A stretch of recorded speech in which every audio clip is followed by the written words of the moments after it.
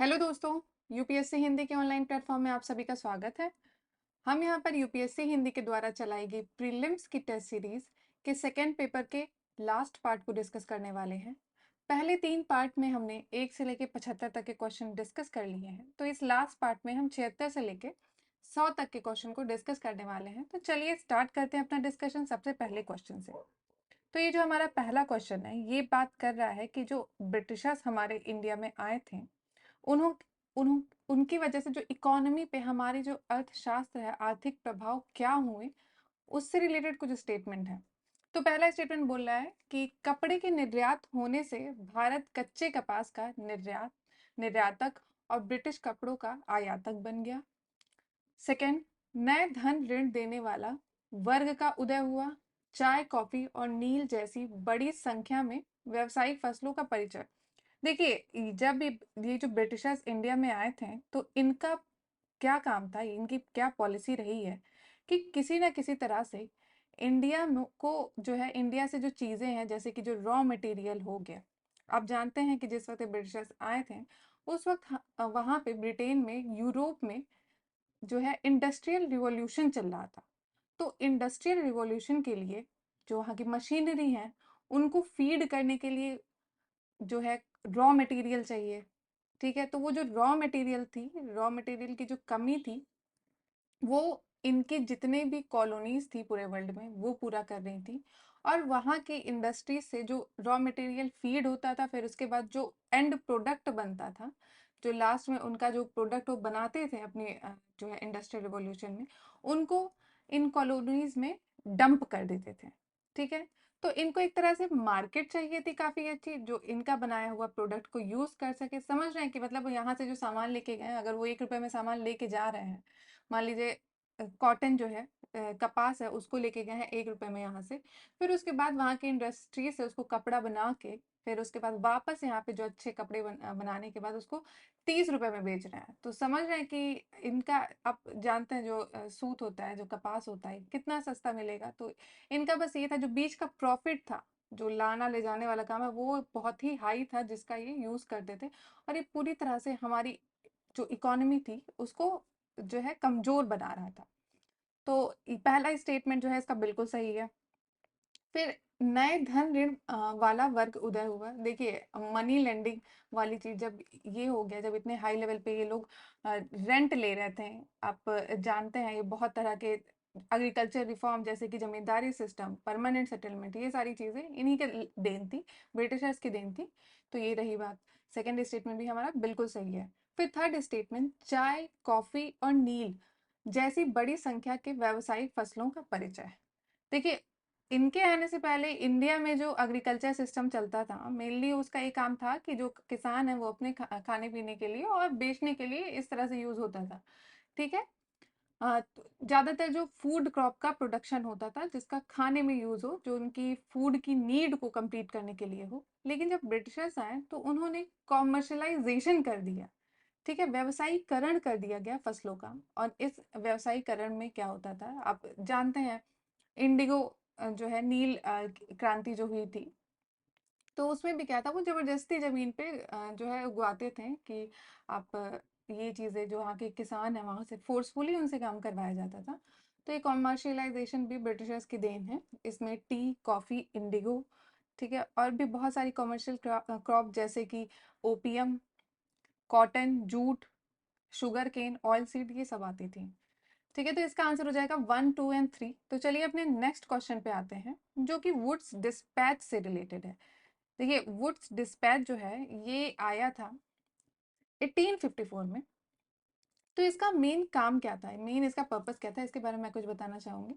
देखिए, ये जो वुड्स डिस्पैच आया था, इसका ये काम था कि जो पश्चिमी ज्ञान है, वो यहाँ के इंडियन को, जो भारतीय निवासी हैं, उनको प्रदान करना, और पश्चिमी संस्कृति के बारे में उनको जानकारी देना, ताकि जो यहाँ के जो मूल निवासी हैं, वो एक शिक्षित वर्ग बने, और उनको सिविल सर्विसेज और एक तरह से ब्रिटिशर्स अपने हिसाब से यूज कर सके। वो जो शिक्षित वर्ग रहेगा, उनको वो एम्प्लॉयमेंट देंगे, उनका वो यूज करेंगे अपनी जरूरतों को कंप्लीट करने के लिए। ठीक है, तो ये काम था, क्योंकि देखिए जब भी कोई भी जैसे ब्रिटिशर्स है, आप बाहर से यहाँ आए हो, आपकी भाषा अलग है, आपका तौर तरीका अलग है, यहाँ वाले आपको क्यों अपनाएंगे, यहाँ वाले आपको क्यों अपनी जो है यहाँ की गवर्नमेंट जो है उसका दर्जा क्यों देंगे।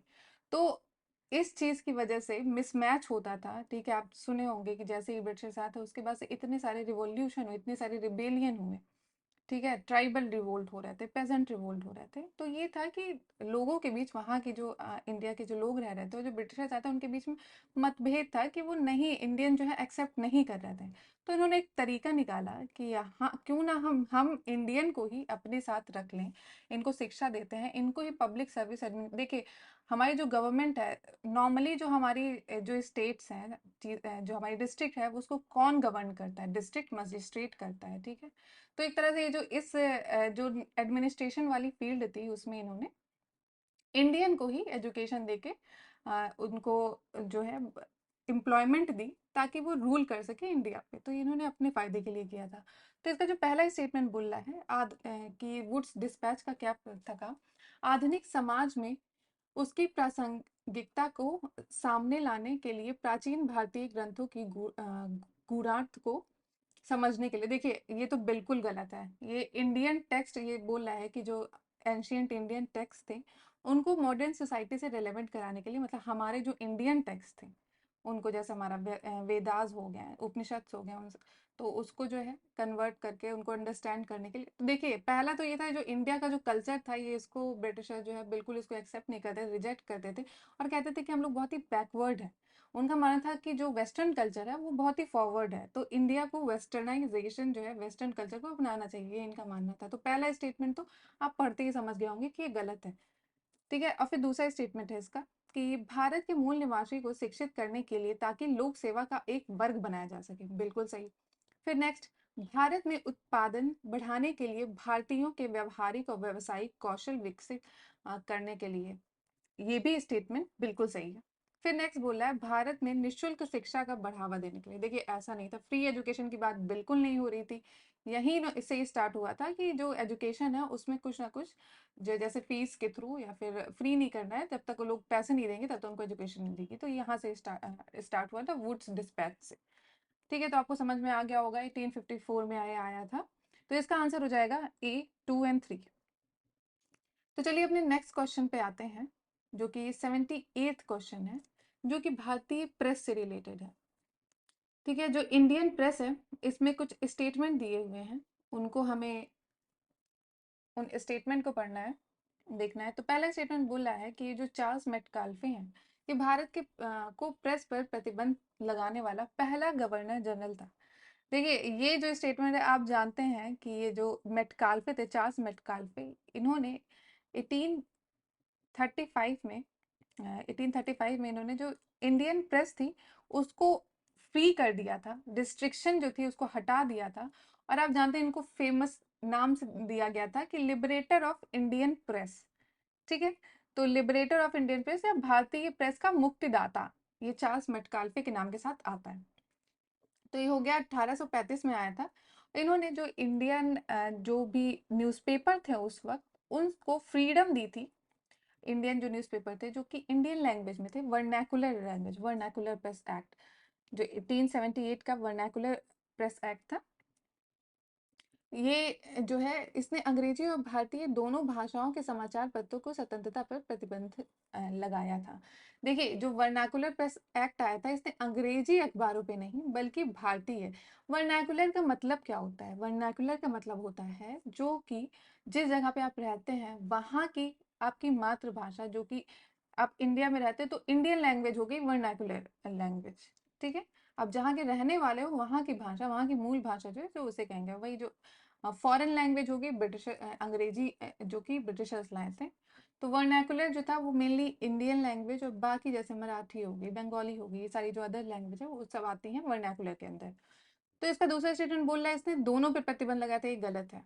देखिए ब्रिटिशर्स कुछ भी अपने मतलब अपने फायदे के लिए ही करते थे, तो अगर इंग्लिश पे कर देंगे तो उनको दिक्कत होगी, तो ऐसा नहीं था।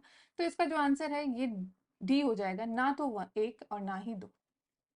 तो चलिए अपने नेक्स्ट क्वेश्चन पे आते हैं, जो कि अब बात कर रहा है कि त्रिपुरी अधिवेशन जो हुआ था, देखिए त्रिपुरी अधिवेशन से रिलेटेड कुछ स्टेटमेंट है, हमें उनको देखना है। सबसे पहला स्टेटमेंट बोल रहा है, कांग्रेस ने साम्राज्यवाद के खिलाफ चीन की लड़ाई के साथ अपनी एकजुटता व्यक्त करने के लिए चीन को अपनी ओर और एक चिकित्सा मिशन भेजने का प्रस्ताव पारित किया। ये स्टेटमेंट बिल्कुल सही है, ठीक है। और फिर नेक्स्ट स्टेटमेंट बोल रहा है, देखिए जो ये त्रिपुरी सेशन था ये हुआ था 1939 में, ठीक है। और इसको प्रिसाइड जो है स्टार्ट किया था इन्होंने, सुभाष चंद्र बोस ने इसको लेड किया था। लेकिन इस मिशन में ये जो बोस है, बोस के साथ जो इनका एक वर्ग था उसमें, और जो वहाँ के अदर लीडर थे जैसे कि राजेंद्र प्रसाद हो गए, ठीक है, ये लोगों के बीच में कॉन्फ्लिक्ट आ गया था इस सेशन में। तो उसके बाद बोस ने रिजाइन कर दिया था। ये त्रिपुरी सेशन इसीलिए फेमस है कि सुभाष चंद्र बोस ने इसे रिजाइन करके अपना अलग जो है एक ऑर्गेनाइजेशन स्थापित की। तो ये बात रही त्रिपुरी सेशन की। फिर जो इसका पहला स्टेटमेंट बोला है बिल्कुल सही है। देखिए इसमें ऐसा हुआ था इस सेशन में, ये जो चीन में लड़ाई चल रही थी तो उस पे जो है कांग्रेस ने एक एकजुटता दिखाई थी। फिर उसके बाद सेकंड है, जवाहरलाल नेहरू सहित कांग्रेस कार्य समिति के 15 सदस्यों ने में से 13 सदस्यों ने बोस की अध्यक्षता का विरोध करने के लिए इस्तीफा दे दिया। तो ये बिल्कुल सही है। देखिए उस वक्त यही चल रहा था कि ये लोग जो थे, जो नेहरू जी का सेक्ट था, देखिए नेहरू जी और बोस की बहुत अच्छी दोस्ती रही थी, ठीक है। तो ये इस वक्त ये जो टाइम चल रहा था इस वक्त दोनों में बहुत ही ज्यादा दोस्ती थी। तो इस वजह से ये था कि ये इनके साथ थे, सुभाष चंद्र बोस के साथ थे, तो इन्होंने इस्तीफा दे दिया था क्योंकि इनकी जो प्रेसिडेंसी थी उस पे जो अलग सेक्ट था जो राजेंद्र प्रसाद जी के द्वारा जो लीड किया जा रहा था, और उसमें हमारे महात्मा गांधी जी भी थे, तो वो जो है उनकी प्रेसिडेंसी के खिलाफ थे, तो इन्होंने इस्तीफा दिया इसी सेशन में। फिर नेक्स्ट है, जीबी द्वारा एक प्रस्ताव पेश किया गया, ठीक है। ये जीबी कौन है? जीबी पंत आप जानते हैं, गोविंद बल्लभ पंत हैं। इन्होंने एक प्रस्ताव पारित किया था जिसमें बोस से गांधी जी की इच्छा के अनुसार कार्य समिति को नामित करने के लिए कहा गया था। देखिए ये भी बिल्कुल सही है, ये तीसरा स्टेटमेंट भी बिल्कुल सही है। तो इसका आंसर क्या हो जाएगा 79 का? D, 1, 2 and 3। तो चलिए अपने नेक्स्ट क्वेश्चन पे आते हैं, जो कि बात कर रहा है AITUC Akhil Bharatiya trade union Congress ने भारतीय राष्ट्रीय कांग्रेस के अपनाने से पहले स्वराज के प्रस्ताव को अच्छी तरह से अपनाया। फिर जवाहरलाल नेहरू ने AITUC का हिस्सा बनने से इनकार कर दिया, ठीक है। सेकेंड स्टेटमेंट देखिए, ये जो बोल रहा है पहला स्टेटमेंट कि जो AITUC था, अखिल भारतीय ट्रेड यूनियन कांग्रेस, ये एक सबसे पुराना जो है ट्रेड यूनियन फेडरेशन रहा है। और इसकी स्थापना में कौन थे फेमस हमारे, आप जानते हैं, लाला लाजपत राय जी, फिर जोसेफ बेपिस्टा का आपने नाम सुना होगा, और NM जोशी, ठीक है। NM जोशी, लाला लाजपत राय और जोसेफ बैप्टिस्टा और दीवान चमन लाल, ये लोग थे इसके संस्थापक थे। जब इसकी स्थापना हुई थी तब इन सब के द्वारा किया गया था। और लाला लाजपत राय जो है इसके पहले अध्यक्ष चुने गए थे AITUC के, ठीक है। और ये बात हो गई इसकी। तो ये जवाहरलाल नेहरू ने AITUC का हिस्सा बनने से इनकार कर, देखिए ऐसा बिल्कुल नहीं है। आप जानते होंगे जो 1928 का एक सेशन हुआ था AITUC का, उसमें जवाहरलाल नेहरू जी ने खुद अध्यक्षता की थी, ठीक है। तो ऐसा नहीं हुआ है कि ये नहीं थे हिस्सा। दूसरा स्टेटमेंट बिल्कुल गलत है, लेकिन पहला स्टेटमेंट बिल्कुल सही है।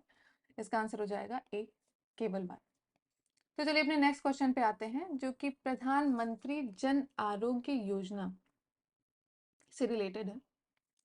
तो इसे कुछ स्टेटमेंट हम देखते हैं। सबसे पहला स्टेटमेंट बोल रहा है कि प्रधानमंत्री जन आरोग्य योजना के संदर्भ में कि यहाँ अस्पताल में भर्ती होने वाले प्राथमिक, द्वितीय और तृतीय देखभाल प्रदान करता है, ठीक है। देखिए ये जो क्या कहते हैं PMJ स्कीम है, ठीक है, जो आरोग्य योजना है, ये द्वितीय और तृतीय, ये सेकेंडरी और टर्शरी जो हॉस्पिटलाइजेशन है उसको देखता है, प्राइमरी हेल्थ केयर को नहीं देखता। उसके लिए ऑलरेडी आप जानते हैं गवर्नमेंट हॉस्पिटल है, ये सब है, वहाँ पे प्राइमरी हेल्थ केयर की ऑलरेडी गवर्नमेंट ने फैसिलिटीज दी हैं। और ये जो सेकेंडरी और टर्शरी है मेनली सिर्फ उसी के लिए है। तो इसका जो आंसर पहला है वो गलत हो जाएगा। तो हमारे पास स्टेटमेंट बचे हैं बी एंड सी। तो अब बी को देखेंगे तो इसमें अस्पताल में भर्ती होने से पहले और अस्पताल में भर्ती होने के बाद के खर्चे दोनों शामिल हैं। बिल्कुल सही। देखिए, जब भी कोई भी व्यक्ति जब भर्ती होगा इस स्कीम के थ्रू, तो अस्पताल में भर्ती होने से 3 दिन पहले और भर्ती होने के 15 दिन बाद तक के बीच का जो समय है, ये इतने दिन का खर्चा जो है गवर्नमेंट देगी। और ये खर्चा कितना है आप जानते हैं, 5 लाख है पर फैमिली। ठीक है, उसमें ये जो फैमिली मेंबर हैं उनकी संख्या कोई वो नहीं दी गई है, कुछ भी हो सकता है। फैमिली जो है, लोगों की जो एज है उस पर कोई फाउंडेशन नहीं है, और उनके जेंडर, उससे कुछ नहीं है। तो 5 लाख है पर फैमिली। ठीक है, ये बात हो गई प्रधानमंत्री जन आरोग्य योजना की। तो इसका तीसरा स्टेटमेंट बिल्कुल सही है। परिवार के आकार, उम्र और लिंग पर कोई प्रतिबंध नहीं है। तो इसका आंसर हो जाएगा बी, 2 एंड 3। तो चलिए अपने नेक्स्ट क्वेश्चन पे आते हैं, जो कि उद्योगों के वार्षिक सर्वेक्षण निम्नलिखित में से किसके द्वारा किया जाता है।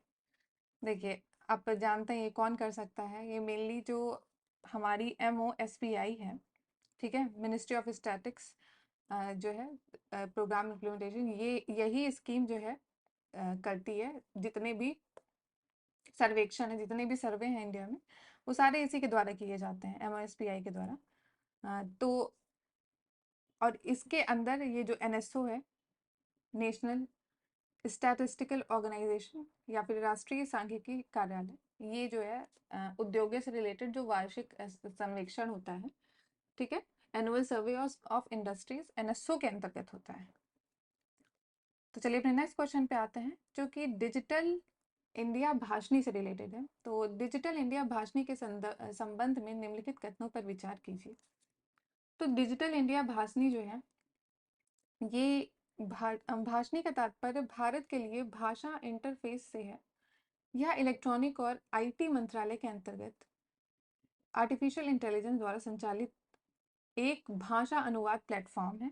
ठीक है, ये भाषणी प्लेटफॉर्म राष्ट्रीय भाषा अनुवाद मिशन का ही हिस्सा है। तो देखिए, इसका जो तीनों स्टेटमेंट हैं ये बिल्कुल सही है। ये जो स्कीम है डिजिटल इंडिया भाषणी, इसका मेन ये जो है, इसको मिनिस्ट्री ऑफ इलेक्ट्रॉनिक्स और इंफॉर्मेशन टेक्नोलॉजी, MITI के द्वारा चलाई गई है। इसका मेन काम है जो भी इंडियन लैंग्वेज हैं, जितनी भी इंडिया में लैंग्वेजेस हैं, तो उनका एक इंटरफेस प्रोवाइड कराना। इसमें जो है आर्टिफिशियल इंटेलिजेंस का यूज़ किया गया है। नेचुरल लैंग्वेज प्रोग्राम, NLP जिसे कहते हैं, उसका यूज़ किया गया है, ताकि जो डिफरेंट इंडिया में जो स्टार्टअप चल रहे हैं, ठीक है, MSME सेक्टर है, उन सब में लैंग्वेज का बैरियर ना आए। कि आप जानते हैं लैंग्वेज जैसे गूगल हो गया, हमारे मोस्टली जो है फेमस फेमस लैंग्वेजेस हैं, उन्हीं में इन चीज़ों को ट्रांसलेट किया जा सकता है। तो इसकी वजह से जो लोग इन लैंग्वेज से अवेयर नहीं है, उनको बहुत ही दिक्कत होती है। तो ये बहुत ही अच्छा इनिशिएटिव है जो कि MITI के द्वारा चलाया गया है। तो इसके जो स्टेटमेंट है 1, 2, 3 तीनों सही है।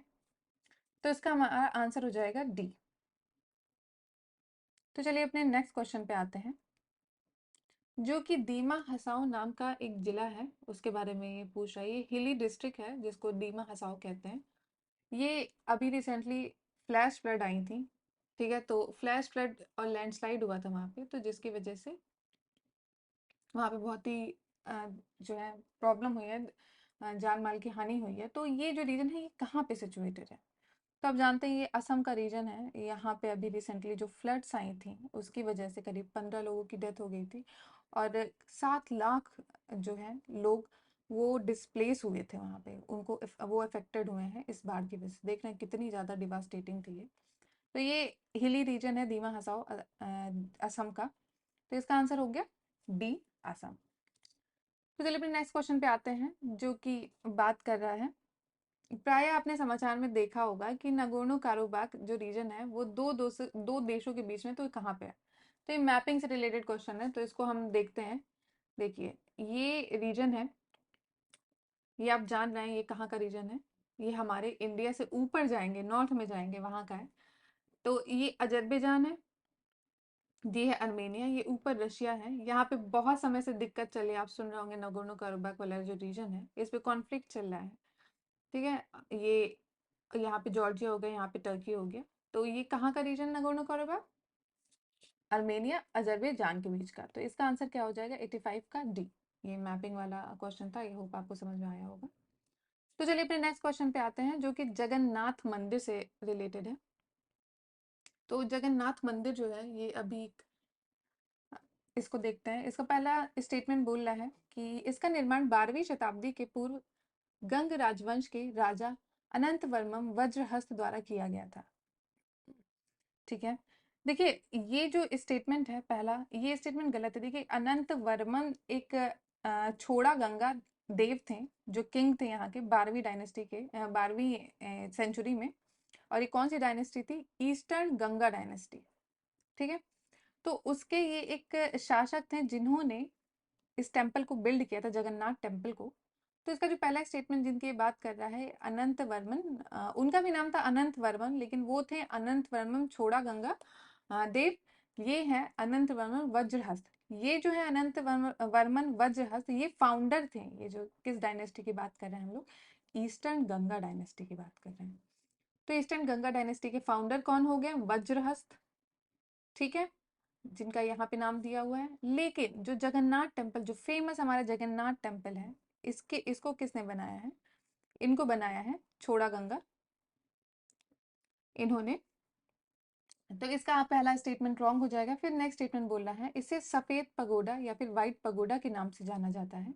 यह 4 धाम तीर्थ है। बाकी जैसे 4 धाम तीर्थ कौन से हैं? बद्रीनाथ, द्वारका, पुरी, रामेश्वर। तो ये भी 4 धाम तीर्थ में से एक है।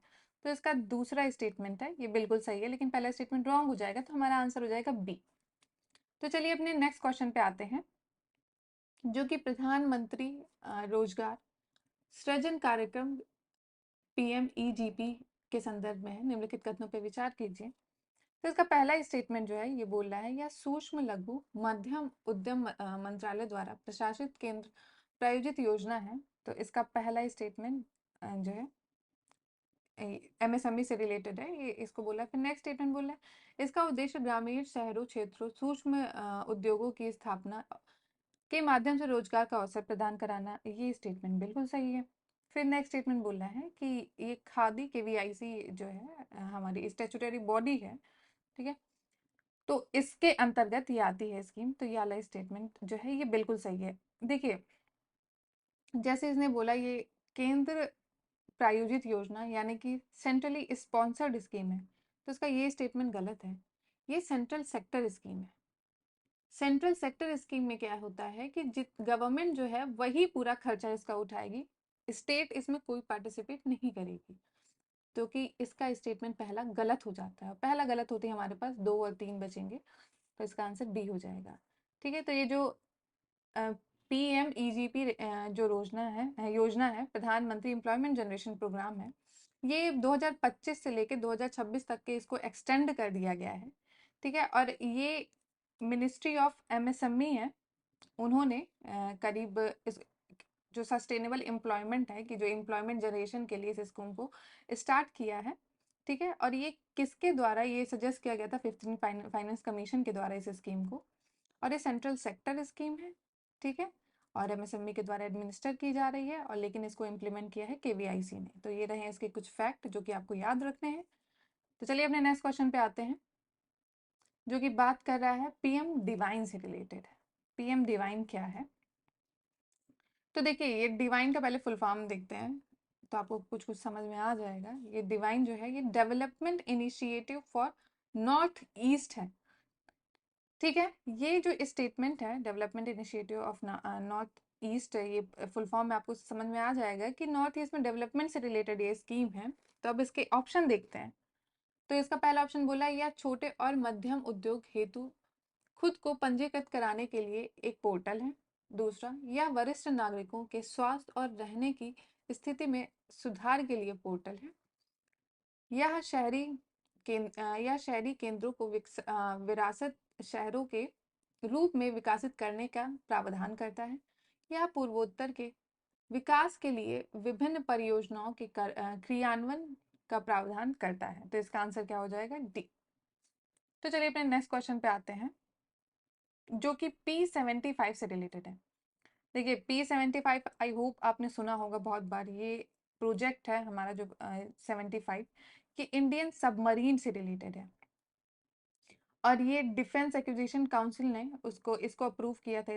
इसके अंदर क्या है, 6 सबमरीन यानी कि 6 पनडुब्बियां हैं जो कि इंडिजिनस यानी कि स्वदेशी रूप में इसको उत्पादन इनका किया जाएगा, P-75। और इसके अंतर्गत ना 6 सबमरीन आती हैं। 6 सबमरीन, उनका नाम मैं बताना चाहूंगी, आपको ये याद रखना है, ये बहुत इंपॉर्टेंट है। पहले तो K3 याद रखिए, ठीक है। कभी खुशी कभी गम वाला जो है K3, जी नहीं है इसमें, लेकिन इसमें V आ जाएगा, V2। कालवरी, कांधरी, करंज, ठीक है, ये INS 3 हो गई। फिर V2 आ गई, वेला, वगीर, ठीक है। और छठवीं है वागशीर, ठीक है, सॉरी V3 है। तो ये K3 V3, कभी खुशी कभी वाह वाह वाह, ठीक है, ये आपको याद रखना है। ये किसकी बात हो रही है, P-75 की बात हो रही है। तो इसके अंतर्गत 6 सबमरीन है, 6 पनडुब्बियां हैं, जिसको बनाया जाएगा इंडिया में, लेकिन इसको जो है टेक्नोलॉजी ट्रांसफर के थ्रू बनाया जाएगा।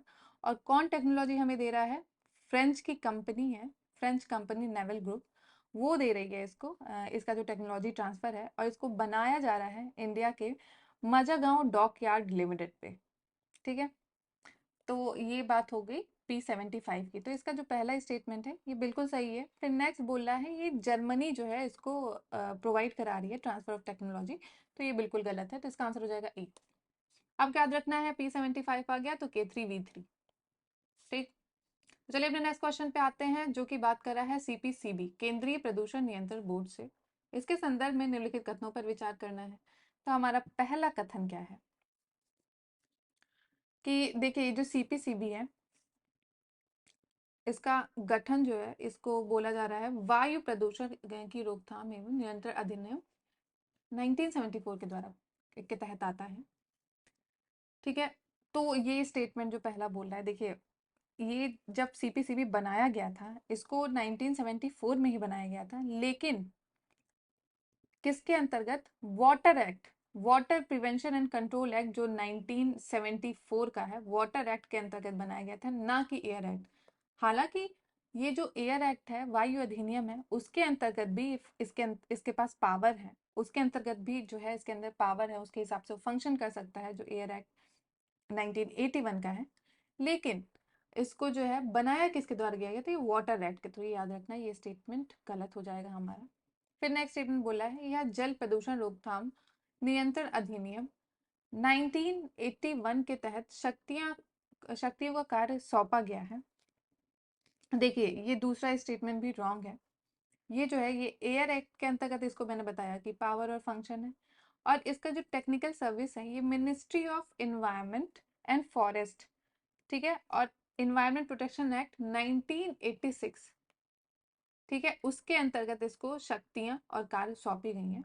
तो इसका जो दूसरा स्टेटमेंट है, ये भी गलत हो जाएगा। इसका थर्ड स्टेटमेंट बोल रहा है, CPCB जल प्रदूषण की रोकथाम, नियंत्रण और अपशमन द्वारा राज्यों के विभिन्न क्षेत्रों में नालों एवं कुओं की साफ सफाई को बढ़ावा देता है। बिल्कुल सही। आप जानते होंगे, जो हमारा जो नेशनल कैपिटल रीजन है दिल्ली का, वहाँ पे अक्सर जब प्रदूषण होता है तो CPCB अपना कुछ अनाउंसमेंट करती है कि ये चीज़ें बंद हो जाएंगी, वो हो जाएंगी। तो ये अपने एनालिसिस पे इसका मेन काम, इसका मतलब काम यही है, पोल्यूशन को रोकना। तो इसका आंसर 3 बिल्कुल सही है। इसका आंसर हो जाएगा C। तो चलिए अपने नेक्स्ट क्वेश्चन पे आते हैं, जो कि बात कर रहा है रॉसबी वेव से। देखिए, रॉसबी वेव जो है, इनके लिए कुछ स्टेटमेंट दिए हुए हैं। देखिए, आप जानते हैं हमारे जो अर्थ है, ये अर्थ नहीं है, ये अर्थ है, ऐसे गोल होती है। तो इसका जो इस पे ऊपर की साइड हमारा जो एटमॉस्फेयर है, उसमें कुछ जेट स्ट्रीम्स चलती हैं, ठीक है। ये जो जेट स्ट्रीम है हमारे जो है काफी, जो हमारी अर्थ सरफेस है उससे काफी ऊंचाई पे चलती हैं। इनकी वजह से बहुत सारे वेदर इवेंट जो है हमारी अर्थ पे दिखाई देते हैं। तो जब ये जो ये जो जेट स्ट्रीम है पूरे अर्थ का ऐसे चक्कर लगाती हैं, तो इनकी वजह से कभी कभी ऐसा होता है कि अपने में ही, जैसे ऐसे इनको चक्कर लगानी है, ऐसे चलना चाहिए, लेकिन अपने में ही घूम रही हैं, उमड़ रही हैं, ऐसे ऐसे घूम घूम के कुछ कुछ, अ, उनके में डिफ्लेक्शन हो रहा है, वो डिफ्लेक्शन जो है पृथ्वी के घूमने की वजह से भी हो सकता है, वहाँ के पर्टिकुलर उस रीजन में कुछ इन्वायरमेंट चेंजेस हो रहे हैं उसकी वजह से भी हो सकता है, तो बहुत सारे इसके रीजन होते हैं। तो इससे जो जैसे ये जो हमारी जेट स्ट्रीम है, ये जब अटलांटिक ओशन है, अटलांटिक ओशन आप जानते हैं नॉर्थ अटलांटिक ओशन है, उस जगह पे जो ये ऐसे घूमना ये जो जेट स्ट्रीम का होता है, पोलार जेट स्ट्रीम जो है, तो उन्हें रॉसबी वेव कहते हैं। जब उसका जो नॉर्मल जो कोर्स है वो जिस तरह से वो जाती है उसमें अगर चेंज आ जाए, उसमें जो है कुछ डिफ्लेक्शन आ जाए, तो वो रॉसबी वेव होती है। ये हमारे अर्थ पे हमेशा चलती रहती हैं, ठीक है। ये हमारा जो अर्थ का वेदर सिस्टम है, वेदर इवेंट है, उनको कंट्रोल करता है। तो ये बात है रॉसबी वेव की। तो इसका जो पहला स्टेटमेंट बोला है ये एमजेओ के पूर्व हिस्से में होती हैं, तो ये स्टेटमेंट रॉन्ग है। फिर उसका सेकंड बोला यह पृथ्वी के घूर्णन के कारण उत्पन्न होती हैं, बिल्कुल सही। फिर उसके बाद तीसरा है यह इसकी तरंग दैर्ध्य, ठीक है, ये है करीब 4000 से 5000 तक। तो ये बिल्कुल स्टेटमेंट सही है, 4000 से 5000 किलोमीटर तक ये विशाल होती हैं। तो इसका आंसर हो जाएगा 2 और 3 बी। तो चलिए अपने नेक्स्ट क्वेश्चन पे आते हैं जो कि ग्रेड से रिलेटेड है, सहायक प्रौद्योगिकी वैश्विक रिपोर्ट। तो इसके संदर्भ में कुछ स्टेटमेंट है। तो इसका पहला स्टेटमेंट बोल रहा है कि यहाँ WHO और यूनेस्को है, इनके द्वारा संयुक्त रूप से लॉन्च किया गया है। फिर नेक्स्ट स्टेटमेंट इसका बोल रहा है यहाँ सतत SDG को प्राप्त करने के लिए, सतत विकास लक्ष्यों को प्राप्त करने के लिए स्वास्थ्य प्रणाली में सहायक प्रौद्योगिकी महत्वपूर्ण है। देखिए सहायक प्रौद्योगिकी क्या होती है? Assistive technology. असिस्टिव टेक्नोलॉजी ये होती है, आप जानते हैं, जो लोग डिसेबल्ड पर्सन, ठीक है, जो लोग डिसेबल्ड नहीं कहना चाहिए, डिसेबल्ड वर्ड नहीं अच्छा होता, डिफरेंटली एबल्ड है, ठीक है, जो डिफरेंटली एबल्ड पीपल होते हैं उनको ऐसी टेक्नोलॉजी प्रोवाइड कराना, जैसे कि आप जानते हैं आर्टिफिशियल लिम्स हो गए, ठीक है, जिनके पास हाथ या पैर जो है किसी अनफोर्चुन सिचुएशन की वजह से उनके जो है अगर नहीं होते हैं, तो उनको आर्टिफिशियल लिम्ब प्रोवाइड कराना ताकि वो अपना जो काम है वो नॉर्मली कर सकें। तो ये से कहते हैं असिस्टिव टेक्नोलॉजी, ठीक है। तो ये इसके लिए ये जो टेक्नोलॉजी है ये ग्रेट एक इनिशिएटिव है जिसका फुल फॉर्म है global report on assistive technology. तो ये WHO और यूनिसेफ इसके द्वारा किया गया है, ना कि यूनेस्को, ठीक है। तो इसका ये जो आंसर है ये गलत हो जाएगा पहला स्टेटमेंट। फिर नेक्स्ट स्टेटमेंट बोल रहा है ये कि SDG को प्राप्त करने के लिए जो सहायक प्रौद्योगिकी है उसमें महत्वपूर्ण है। तो ये स्टेटमेंट बिल्कुल सही है, ठीक है। ये जो इसका ग्रेड का 80 है ये असिस्टिव टेक्नोलॉजी है। तो चलिए इसका स्टेटमेंट बी बिल्कुल सही। तो चलिए अपने नेक्स्ट क्वेश्चन पे आते हैं जो कि थॉमस कप पे बेस्ड है। देखिए थॉमस कप जो है ये अभी न्यूज में रहा है क्योंकि पहली बार ऐसा हुआ है कि भारत ने थॉमस कप का जो फाइनल है वो इंडोनेशिया को हरा दिया है, जो कि इंडोनेशिया 14 बार का चैंपियन रह चुका था। ये मतलब 14 टाइम्स ये चैंपियन रह चुका है इतिहास में। और पहली बार ऐसा हुआ है कि इंडिया ने इनको हरा के थॉमस कप जीता है। तो बहुत ही बड़ी चीज है ये। आज तक जो है इसके कुछ लिमिटेड ही लोग हैं जो थॉमस कप को जीत पाए हैं, और इंडिया उसमें से एक हो गया है। इंडिया 6th कंट्री हो गया है। अभी तक सिर्फ 5 कंट्री ने इसको जीता था, और सबसे पहली कंट्री कौन थी? मलाया थी, ठीक है। और उसके मलाया यानी कि मलेशिया।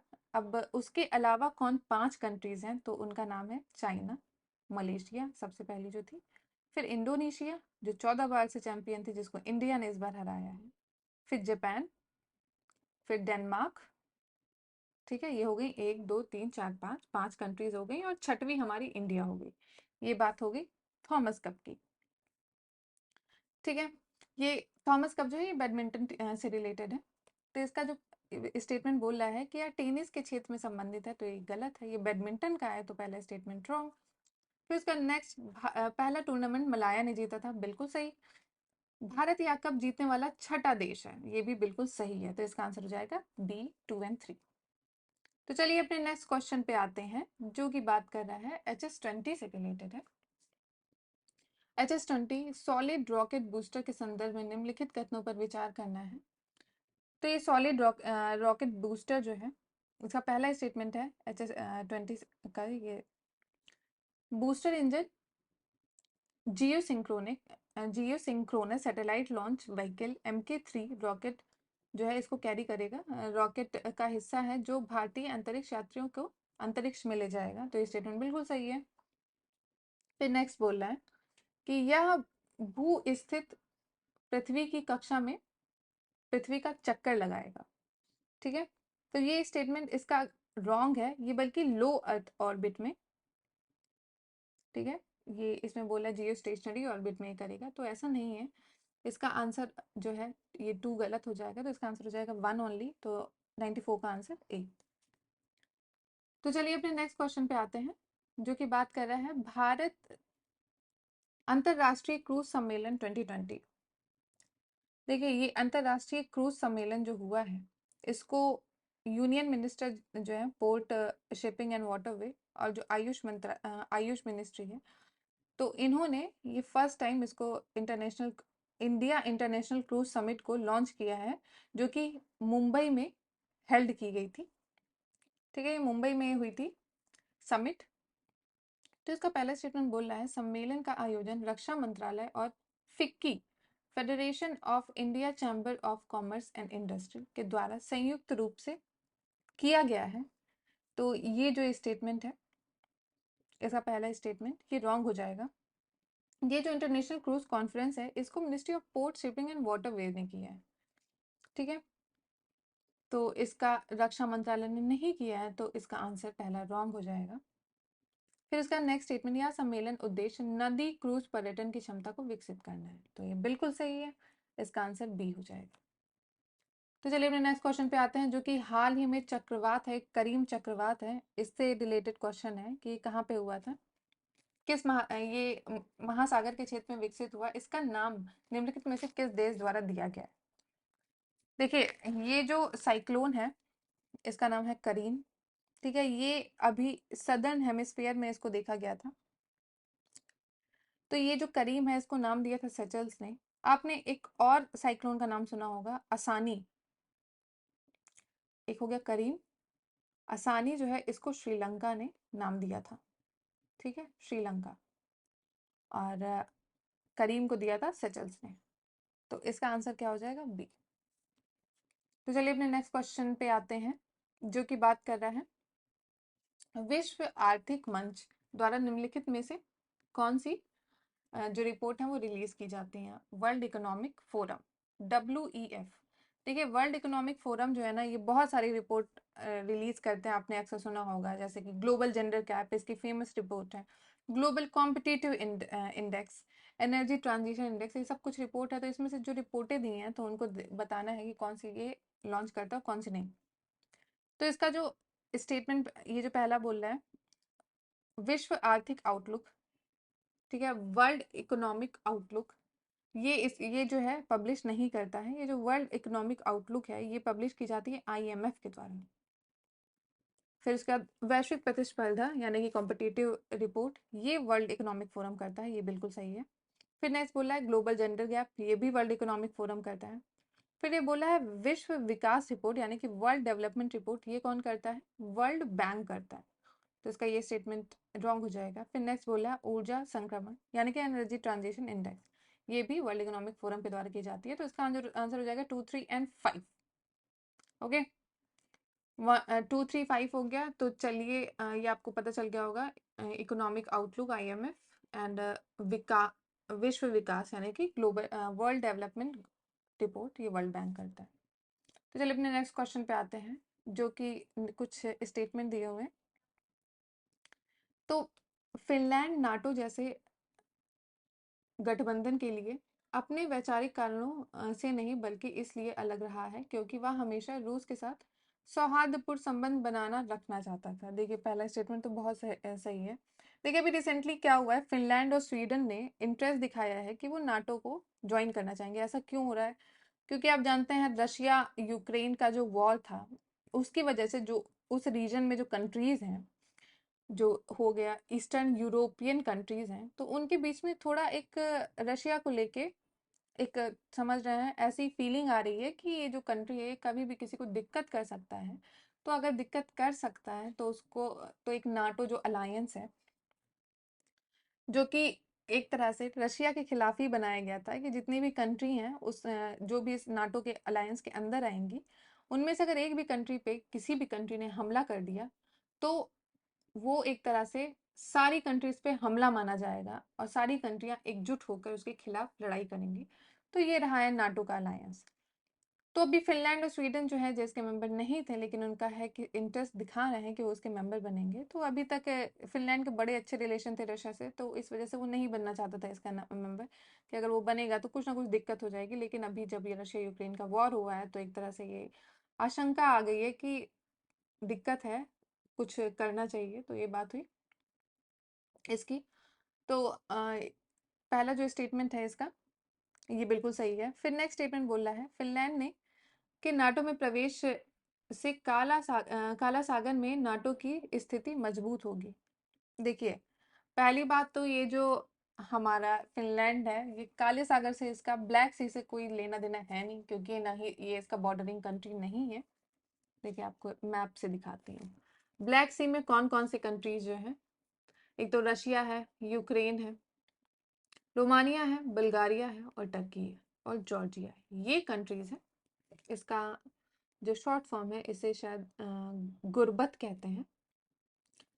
जी से हो गया जॉर्जिया, यू से यूक्रेन, आर से रशिया, बत, बी से हो गया बुल्गारिया, टी से हो गया टर्की। ठीक है, ये इसका आप निमोनिक है, याद कर सकते हैं। तो जब उससे कनेक्ट ही नहीं है ये ब्लैक सी से, तो कोई इसका मतलब ही नहीं है इसका कि इसकी स्थिति कैसे मजबूत करेगा। तो ये स्टेटमेंट रॉन्ग है हमारा। ये एक तरह से मैपिंग से रिलेटेड ये स्टेटमेंट था कि आपको कितना मैप अच्छे से आता है। तो 98 का आंसर 1 हो जाएगा। तो चलिए अपने नेक्स्ट क्वेश्चन पे आते हैं, जो कि सिड से रिलेटेड है। Sudden sudden infant death syndrome. देखिए, सडन इन्फेंट डेथ सिंड्रोम, ये देखिए काफी ऐसी, देखिए ये जो सिचुएशन है इसमें क्या होता है, जो छोटा बच्चा होता है जब वो पैदा होता है और कुछ समय बाद ऐसा होता है कि मतलब बहुत ही कम एज में वो जब इन्फेंट ही होता है, करीब 6 महीने से 1 साल का जो टाइम है, उस पीरियड में ये होता है कि एक दिन ऐसा हुआ कि बच्चा सो रहा है और सोते सोते पे ही उसकी डेथ हो गई। और वो बच्चा बिल्कुल हेल्दी था, कुछ मतलब कोई इसके साथ दिक्कत भी नहीं थी। तो ये एक रेयर डिजीज है। ठीक है, ये होता है कभी कभी बच्चों में, तो बहुत ही कम ये देखा जाता है, लेकिन ऐसा होता है कि कुछ पता ही नहीं, बच्चा सो रहा है, सोता ही रह गया, फिर वो उठा ही नहीं, अब एक ही नहीं हुआ। ठीक है, तो ये किस वजह से होता है, तो एक एंजाइम होता है जिसको BCHE एंजाइम कहते हैं। वो अगर उसका लो लेवल है बच्चों में, तो उसकी वजह से ये दिक्कत दिखाई देखी जा सकती है।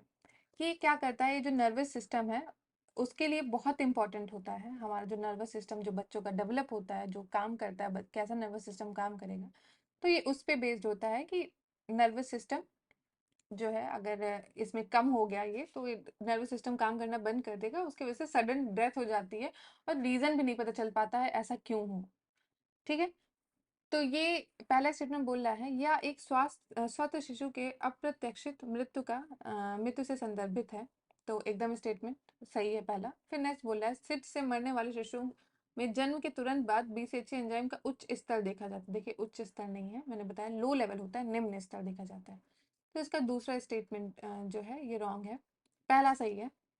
फिर चलिए अपने नेक्स्ट क्वेश्चन पे आते हैं, जो कि supply chain resilient initiative SCRI से रिलेटेड है। तो ये भी रिसेंटली न्यूज में रहा है। तो ये किन किन कंट्रीज के बीच में है। देखिए, इंडिया, आप जानते हैं इंडिया ने अभी SCRI बहुत ही फेमस रहा है, सप्लाई चेन इनिशिएटिव जो है ये, ताकि जो इंडो पैसिफिक रीजन है उसको स्ट्रॉन्ग बनाया जा सके। वहाँ पर जो भी कंट्री है, मेनली तो इंडो पैसिफिक रीजन, तो इसमें कौन कौन है, इंडिया है, जापान है और ऑस्ट्रेलिया। इन 3 कंट्रीज के बीच में जो है इसको साइन किया गया है, सप्लाई चेन रेजिलिएंट इनिशिएटिव।